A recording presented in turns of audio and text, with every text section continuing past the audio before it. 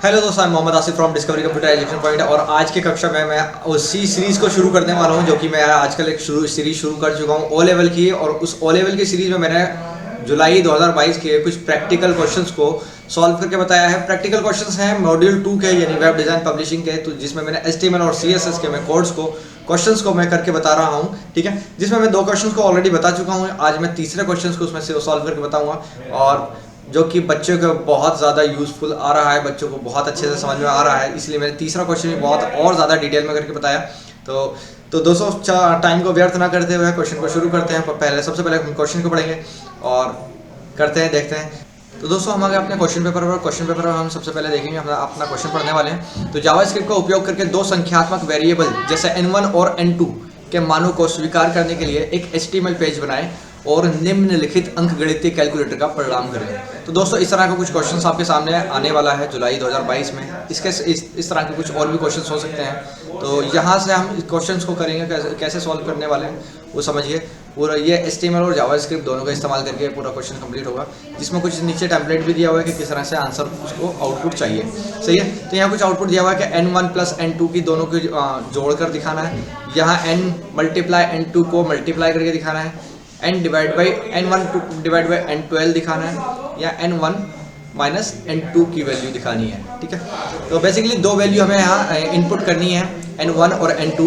आप जो कुछ भी लिखेंगे n1 में और जो कुछ लिखेंगे n2 में, उन दोनों की कैलकुलेशन यहाँ होती है। यहाँ प्लस हो जाएंगे n1 और n2, यहाँ माइनस हो जाएंगे n1 और n2, और यहाँ मल्टीप्लाई और यहाँ डिवाइड हो जाएगा। इस तरह से काम करने वाला है।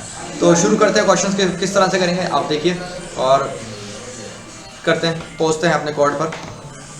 दोस्तों, यहाँ मैं नोटपैड का इस्तेमाल ना करते हुए यहाँ VS कोड का मैं यूज़ करूँगा, जो कि मुझे कोड लिखने में काफ़ी मेरा टाइम, बहुत ज़्यादा टाइम मेरा बचाने वाला है, ठीक है। तो मैं यहाँ VS कोड मैंने ओपन कर लिया है और एक फोल्डर में फाइल क्रिएट कर ले रहा हूँ। फाइल का नाम दे देता हूँ मैं calc.html नाम दे दिया। दोस्तों, मैंने नोटपैड ना लेने की वजह क्या रही है? नोटपैड ना लेने की वजह ये रही है कि में बहुत ज़्यादा टाइम लग जाने के कारण वीडियो बहुत ज़्यादा लेंथी हो जा रही है, और जिसमें मेरा बहुत ज़्यादा टाइम मेरा बचा देता है HTML या जावास्क्रिप्ट कोड जैसे लिखने के लिए। VS कोड मेरा बहुत ज़्यादा टाइम बचा देता है। तो मैं यहाँ सारा कोड VS कोड में लिखूँगा, लेकिन आई एम श्योर कि आपको इसमें किसी भी प्रकार की प्रॉब्लम नहीं आएगी। आप यहाँ से देख के अगर मेरी वीडियो लिखोगे, लेकिन आपसे मैं हमेशा यही कहूँगा कि आप जो अपनी प्रैक्टिस करें वो नोटपैड में ही रखें, सही है। तो यहाँ से मैं नोट कोड लिखना शुरू करता हूँ। तो मैं सबसे पहले लिख देता हूँ HTML टैग। इसमें फास्ट होने का कारण यही है कि मैं ओपन टैग लिखता हूँ तो क्लोज टैग लिख के आ जाता है। आप लोग देखिए, कंफ्यूज मत होइएगा कि VS ये नोटपैड में हमने क्या है, ये VS कोड में है, कुछ समझ में नहीं आ रहा। तो ये बस इसी का यही काम करता है कि थोड़ा सा ऑटोमेटिक काम करता है। मुझे क्लोज टैग दोबारा से लिखने की जरूरत नहीं पड़ी है, सब लिखा है मेरे, ठीक है। अब यहाँ से हम हेड टैग लिख लेते हैं। हेड टैग मैंने लिखा, हेड टैग का क्लोज भी ऑटोमेटिक होके आ गया। ये अच्छा सिस्टम है, इसलिए मैं ज़्यादातर मेरी आदत VS कोड पर ही है। आप लोग नोटपैड पर करिएगा, क्योंकि जब आप प्रैक्टिकल देने के लिए जाएंगे वहाँ आपको नोटपैड ही मिलने वाला है। इसलिए प्रैक्टिस ज़्यादा से ज़्यादा नोटपैड पर, सही है।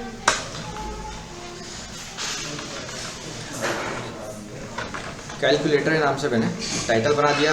हेड टैग के बाद मैं बॉडी टैग ओपन कर ले रहा हूँ, ठीक है।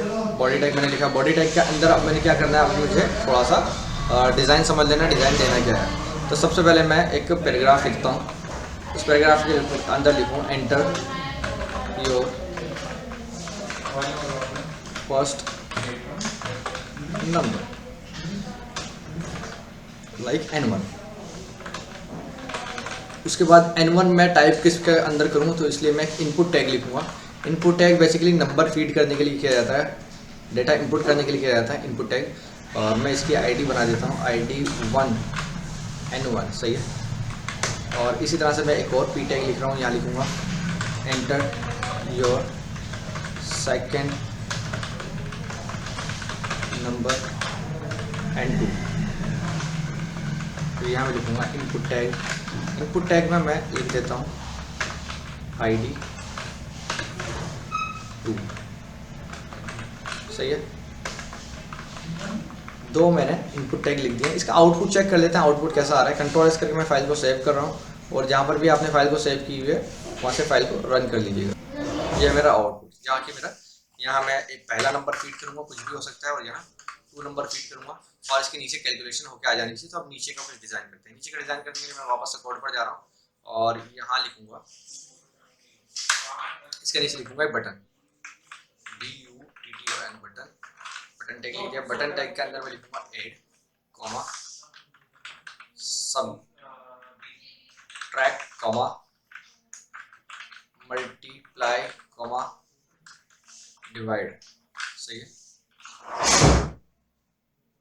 ये बटन पर क्या काम होना चाहिए उसके लिए मैं जावास्क्रिप्ट में भी फंक्शन लिखूंगा, लेकिन अभी मैंने लिखा नहीं है तो मैं अभी के लिए इसको खाली छोड़ रहा हूँ। यहाँ अदरवाइज ऑन क्लिक तो लिखना ही है, मैं ऑन क्लिक जो भी फंक्शन मेरे को रन कराना है वो इसके अंदर लिखूंगा। सही है। बटन दबाने पर क्या होना चाहिए तो उसके लिए जो जावास्क्रिप्ट में फंक्शन लिखेंगे उस फंक्शन का नाम यहाँ आ जाएगा, इन दोनों डबल कोट के बीच में, इन दोनों डबल कोट के बीच में। आगे बढ़ते हैं। यहाँ मैं कुछ थोड़ा सा गैप ले लेता हूँ और एक हॉरिजॉन्टल लाइन बना देता हूँ। कंट्रोल एस करके मैं दिखाऊंगा आपको आउटपुट इसका, तो आउटपुट इसका कुछ इस तरह से आपको देखने को मिलेगा। एक बटन बन गया और इसके नीचे हॉरिजॉन्टल लाइन बन गई है। अब उसके नीचे मुझे सबका जिस तरह से मेरे क्वेश्चन में दिया हुआ है ऐसा कुछ बनाना है। जैसे यहाँ N1 equal to box, N2 equal to इस तरह से बॉक्स बनाने। बॉक्स बनाने के लिए आप कोड में जाएंगे। मैं इसको एक टेबल के आधार पर बनाऊंगा। टेबल टैग में ओपन कर लेता हूँ। टेबल टैग में मैं क्या करूँगा, टेबल टैग में रो ओपन करी, रो के अंदर मैंने TD यानी टेबल डेटा ओपन किया। टेबल डेटा में लिखता हूँ 1 TD, मैं लिखूंगा N1 प्लस N2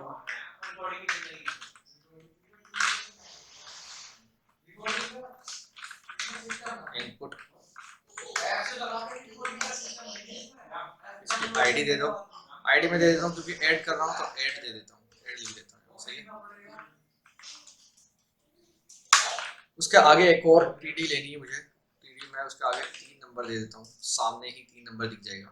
ठीक है। TD मैंने लिखा N1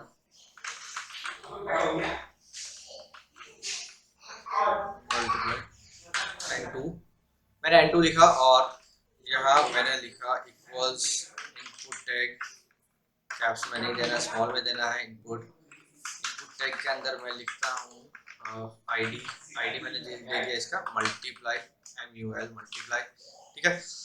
तो यहाँ मैंने दो इनपुट बना दिए। मैं दिखा देता हूँ कैसे दिख रहे होंगे वो देखने में। ये ऐसे दिखेगा। नंबर 1 ये है और नंबर 3 ये मैंने बना दिया है। सेम नीचे वाली रो में मुझे एक चीज़ बनानी है। इसी तरह से डिवाइड और सब्सट्रैक्शन का बना रहा है। तो मैंने इसको कंट्रोल C करके सिलेक्ट किया। दोबारा से लिखने से बच जाऊंगा मैं, इसलिए मैंने पहली रो ऊपर वाली हो गई थी यहाँ से यहाँ तक की, दूसरी रो नीचे वाली हो गई। इसको देखने से कंट्रोल S करके इसको कॉपी पेस्ट मैंने किया तो सेम जैसा ऊपर था वैसे नीचे आने लगे। थोड़ा सा डेटा चेंज कर देते हैं। डेटा चेंज करने के लिए आप यहाँ कर दीजिए माइनस, और यहाँ ऐड जो लिखा हुआ मैंने ऐड ना करके सब्सट्रैक्ट लिख दीजिए, और यहाँ डिवाइड कर दीजिए।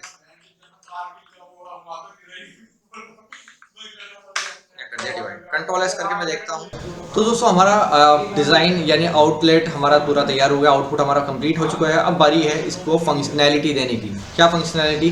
जैसे ही मैं N1 के अंदर कोई वैल्यू फीड करता हूँ और N2 के अंदर वैल्यू फीड करता हूँ तो उसको कैलकुलेट होगा जाना चाहिए चारों इनपुट के अंदर। सही है। जैसे ही बटन पर क्लिक करता तो अभी किसी भी प्रकार की मेरे इस कोड में किसी भी प्रकार की फंक्शनैलिटी नहीं है। अब बारी है फंक्शनैलिटी देने की, और फंक्शनैलिटी दी जाएगी जावास्क्रिप्ट के द्वारा। तो चलिए कोड में पहुँचते हैं और जावास्क्रिप्ट कोड लिखना शुरू करते हैं। ठीक है। यहाँ मैंने क्या किया, स्क्रिप्ट टैग ओपन कर लेते हैं। स्क्रिप्ट टैग मैंने ओपन किया और मैं यहाँ सबसे पहले एक वेरिएबल बना लूँगा। वेरिएबल बनाने के लिए मैंने सबसे पहले N1 नाम का एक वेरिएबल बनाना है, कॉमा N2 नाम का वेरिएबल बनाना है, और एक रिजल्ट नाम का वेरिएबल बना लेते हैं। ठीक है। अब यहाँ वेरिएबल बना तो लिए हैं। अब वेरिएबल के अंदर क्या वैल्यू असाइन करनी है, सबसे पहले एक फंक्शन बनाना है। फंक्शन का नाम मैं कैलकुलेट रख दे रहा हूँ। फंक्शन अंदर क्या काम देना है वो बताएंगे। तो सबसे पहले हम N1 की वैल्यू असाइन करेंगे। N1 के अंदर क्या होगा, तो N1 के अंदर होगा जो भी मैं यहाँ इनपुट करूँ वो N1 के अंदर असाइन होना चाहिए, ठीक है। तो कोड 1 में मेरा ये ID1 नाम से है, तो मैं क्या यहाँ कहूँगा document dot get element bye ID1, ठीक है। तो यहाँ जो कुछ भी वैल्यू होगी वो as a data type integer में असाइन होनी चाहिए। तो इंटीजर में लिखने के लिए, इंटीजर में कन्वर्ट करने के लिए मैं लिखूँगा पार्स इंटीजर, ठीक है, bracket start document gate element by ID। यहाँ डबल कोड करके मैं लिखूँगा अपने इस आईडी का नाम, इस आईडी का नाम है 1 डॉट वैल्यू, ये मेरी वैल्यू असाइन होगी है ID1 नाम की असाइन होगी है N1 के अंदर, सही है। इसी तरह से मैं N2 भी टाइप करूंगा, N2 equals to parse integer document dot get element by ID, double quote के बीच में मैं लिख दूंगा 2 डॉट। अब इसके बाद आपको एक कंडीशन देनी है। N1 के अंदर भी आपने वैल्यू रख दी है, N2 के अंदर भी वैल्यू रख दी है। अब मैं एक कंडीशन शुरू करूंगा। कंडीशन शुरू करने के लिए मैंने इफ लिखा, ब्रैकेट स्टार्ट किया और कहा कि N1 की जो वैल्यू जब हम N1 भी लिखें और साथ ही साथ N2 भी फुलफिल हो, नल ना हो, खाली ना हो, ठीक है। तब क्या होना चाहिए, तब होना चाहिए कि रिजल्ट की जो वैल्यू है, रिजल्ट नाम का वेरिएबल मैंने ऊपर असाइन कर ही दिया है। रिजल्ट के अंदर वैल्यू का असाइन होनी चाहिए, क्या असाइन होनी चाहिए, N1 प्लस N2।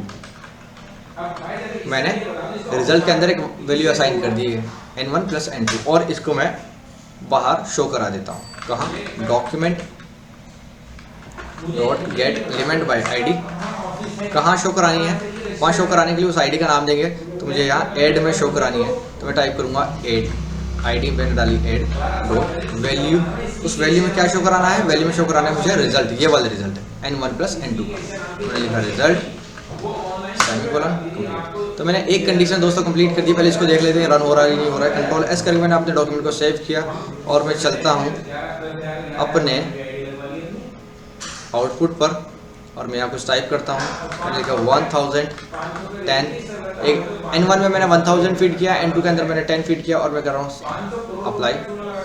अप्लाई। अभी हुआ नहीं है दोस्तों।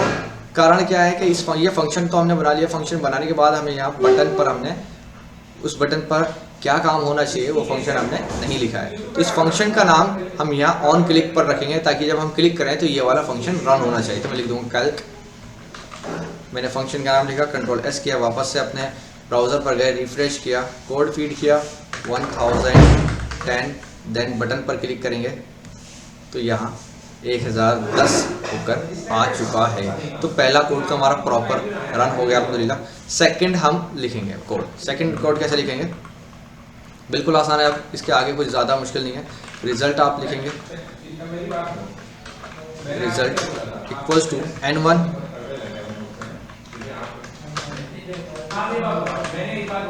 Plus N2 semi plus. तो हमने कर लिया दोस्तों। यहाँ बारी है मल्टीप्लाई कर लेता हूँ मैं, ठीक है। और ये मल्टीप्लाई करके कहाँ शो कराना है वो बता देता है। Document dot get element by ID, double quote में लिख दूंगा multiply.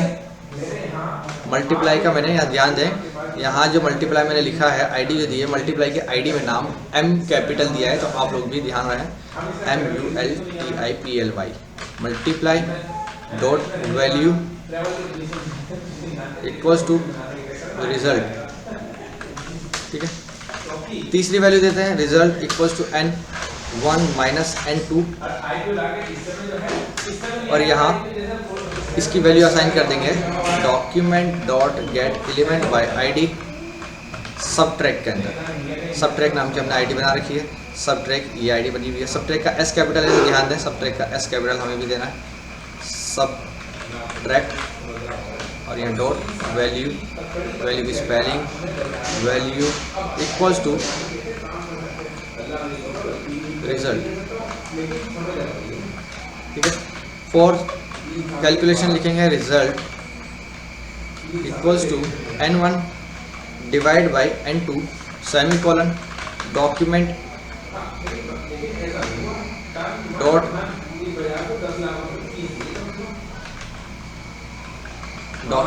Gate element by ID,